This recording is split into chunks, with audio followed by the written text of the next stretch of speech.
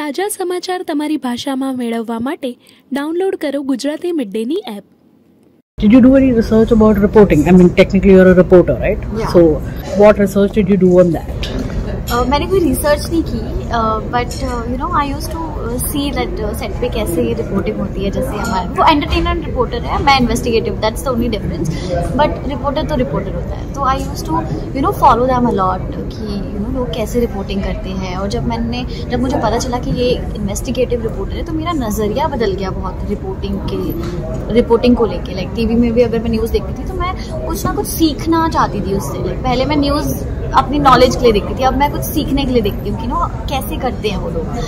तो I think वही एक मेरा लेसन था. लाइक वहीं से मैंने सीखा है. ऐसे लाइक अलग से मैंने कोई रिसर्च नहीं किया, बट देन जो भी मैंने सीखा आई थिंक आप लोगों से ही सीखा है. Which exactly news reporter did you see? Investigative. Business. See them screaming and yelling and confronting like that. No politics. No politics. So business, Z business and all. So घर में पापा देख रहे, कोई देख रहा है तो मैं देख लेती हूँ. लाइक ABP देख रही, आज तक जो भी हो गए, जितने भी हो गए. बाकी जो मेरे इंटरव्यूज आते हैं मैं उसमें देखती हूँ कि कैसे रिपोर्टिंग की गई है. बस बाकी तो हमारे डायरेक्टर सर ने इतनी हेल्प की है मुझे इसके लिए, सो मुझे अलग से कुछ करने की जरूरत ही नहीं पड़ी. Every television show, when it starts off with a girl having a career, and then it ends up with her managing the household. Somewhere, do you think that career women are being ignored in television, that they don't focus anything other than their marriage and their family life? मुझे ऐसा लगता है family is the priority. जो आगे मतलब हर women की life में ये चीज़ आती है. Even if I get married someday, family will be my priority no matter what.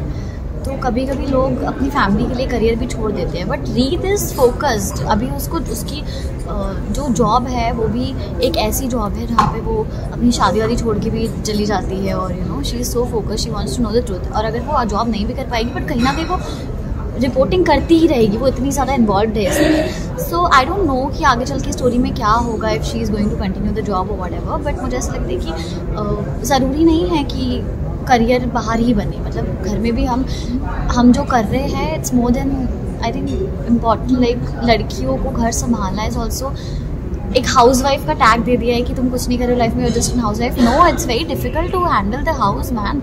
सो मुझे ऐसा लगता है कि भले ही वो करियर ओरिएंटेड हो ना हो, even if the girl is house wife, it's a big thing. So how come we don't focus anything on house husbands? As in, is it wrong? Is it okay that only women handle the household and not the men? No, of course I'm not.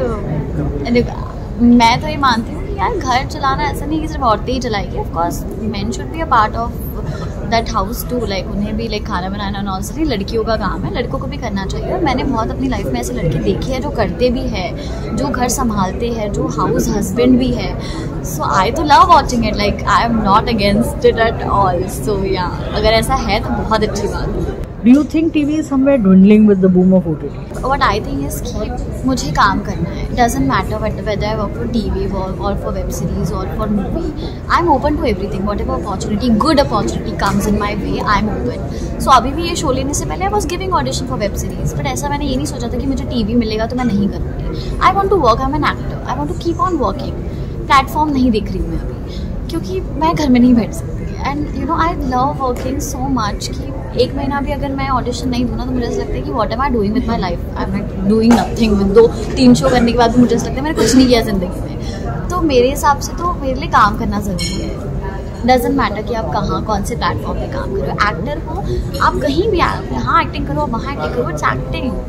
With the flavour of television and constant pressure of TRPs, कुछ shows 2 महीने में खत्म हो जाती है. कुछ very few shows manage to string it along for a year. And you know, do you feel that pressure on your shoulder sometimes? Because ultimately what really works, yes, storyline works, yeah, definitely, yeah, but the chemistry of the hero heroine is very what important. Really pulls the show, yeah, along. So I think इसी पे ही काम करके हमें cast किया गया है. वो chemistry देख के, वो टशन देख के. तो यहाँ पे हम उतना रोमांटिक नहीं है, but then we have that टशन जो आई थिंक ऑडियंस को बहुत पसंद आएगा. और आगे जाके ये स्टोरी कहाँ जाती है, क्या प्यार होता है नहीं होता है. तो मुझे ऐसा लगता है कि जो प्रोड्यूसर ने ये डिसीजन लिया था हमें कास्ट करने की, उन्होंने हमारे अंदर कुछ ना कुछ देखा होगा फॉर श्योर, इसलिए हमें कास्ट किया है. बाकी it's all about the destiny यार. मतलब यू कैन नॉट से कि कौन सा शो कितना चलेगा, क्या चलेगा. All we can do is we can do our hard work, we can do our work with full dedication. And I just hope कि हमारा शो बहुत अच्छा चले, आप लोगों को बहुत पसंद आए.